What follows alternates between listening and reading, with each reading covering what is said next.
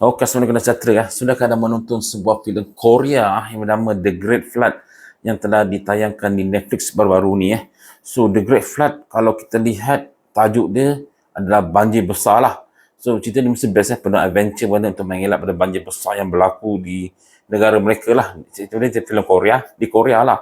Tapi pada dasarnya bila saya lihat, cerita ni cerita paling bodoh yang pernah saya lihat dalam sejarah hidup saya lah. Di mana tajuk filem tu The Dead Flood adalah tidak mengena-mengena langsung dengan jalan cerita tersebut. Ini amat-amat mengecewakan lah. Dan untuk saya secara personally, saya kalau boleh kasih kosong, saya kosong, rating kosong lah untuk filem ni. So, sebelum kita berlanjut lagi cerita tentang apa yang saya masuk kat ini.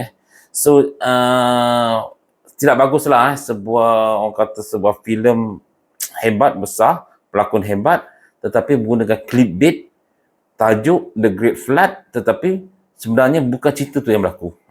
Dia adalah sebuah cerita orang kata science fiction sebenarnya.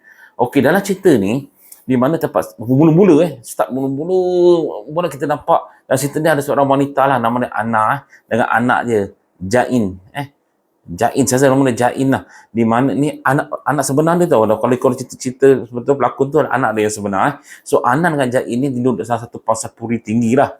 So tiba-tiba hujan turun. Hujan turun, dia okey lah, no pedulilah. Tapi lama-kelamaan dia tengok air naik. So bila air naik, mereka tengok TV menandakan bumi ni sekarang tengah mengalami orang kata masalah ekologi dan orang kata akan menyebabkan bumi semua akan ditutup oleh air. Korea akan tenggelam lah. Okey.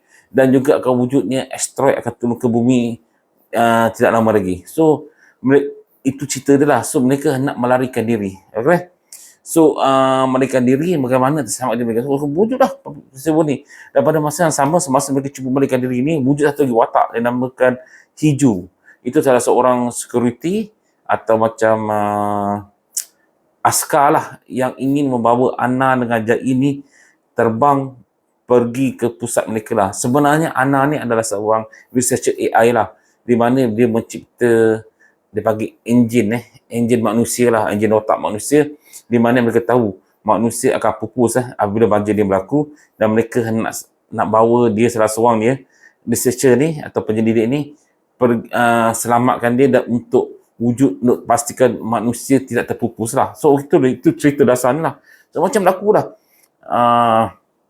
Ada naik tingkat, lepas tu dapat akhirnya mereka berjaya atas bumbung lah, di mana ni polis askar ni, Hiju ni kata kita harus naik ke bumbung, ada kata tunggu. So naiklah, akhirnya dengan susah payah, dengan jumpa orang tua yang tak sedih tinggalkan, naik ke atas bumbung. Tapi naik ke bumbung, apa terjadi? Anaknya ditangkap. Rupanya anak dia ni adalah macam untuk kajian sains yang telah dia setuju didik budak ni untuk kasihkan sistem learning machine dia dalam kepala dia tu bergerak lah. Itu macam AI lah ni. So dah dapat tahu mereka nak ambil dia otak, anaknya punya otak untuk dibuat analisis untuk wujudkan manusia baru lah. Okay. So perempuan ni tak nak kasih. Tapi akhirnya tak lepaskan juga. Dan manakala askar tu pula, untuk tutup cerita, askar tu dia tembak lah. Dan ramai akan ditinggalkan lah. So mereka pun pergi naik, larikan diri daripada bumi, menaiki kapal angkasa lah. Okey, dalam angkasa tu tiba berlaku. Masa naik angkasa tu, orang terangkan lah. So kita perlukan anda untuk membuat kajian. Kita telah, untuk produk dah ada, manusia semua dah ada, macam nak buat, tetapi kita perlukan orang untuk wujudkan satu enjin manusia yang emosi dan kognitif lah. So dia berkata, okey, boleh. So tiba-tiba berlaku kemalangan di angkasa lepas. Okey. Dan tiba-tiba pulang balik. Berlaku pulang balik cerita tentang kat banjir tu mula. Betul berlaku banjir ke semula. Lepas tu dekat t-shirt dia tulis berapa kali dia buat, ada tulis nombor. Mula kita tak perasan tapi dalam lama tengok perasan ada nombor. Sebanyak kita faham dia berlaku simulasi ni sebanyak 21 juta kali.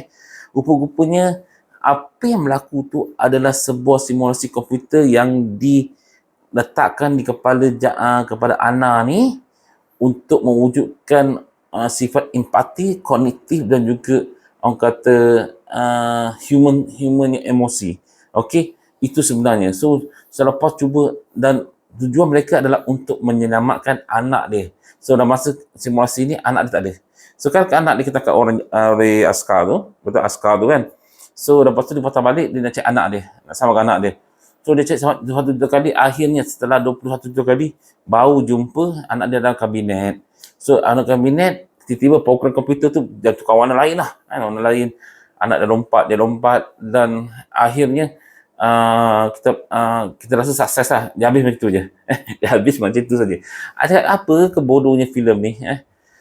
Pernah saya terangkan sebenarnya bukan cerita tentang banjir. Cerita tentang mencipta sebuah manusia AI untuk belajar, learning machine. So untuk kasih dia simulasi yang banyak perlu data kan, sampai 1 juta kali baru dapat wujudkan sebuah enjin manusia yang emosi. Mengarut cerita ni. So saya lihat sampai habis sebab saya ingat sesuatu yang menarik kan. Rupa-rupanya mengarut. So saya mencadangkan anda jangan tengoklah filem ni. Anda sakit hati nanti. Cerita ulang-ulang sama ada ulang dan selamat ulang balik. Anda fikir anak dia selamat, rupa anak dia rupanya simulasi saja. Okey, itu sajalah. So rating saya untuk filem ni The Dead Flood yang gunakan clickbait, tapi Netflix yang menjadi nombor 1 lah. Kenapa Netflix nombor 1? Sebab clickbait tajuk filem untuk bait orang, umpan orang. Orang tengoklah. Bila orang tengok, rating naik lah. Tapi sebenarnya filem ni dalam N1DB dapat 5.4 je. 4/10. Mendalamkan filem ni teruk lah. Ramai komplain lah. Okey, Assalamualaikum dan kita jumpa lagi.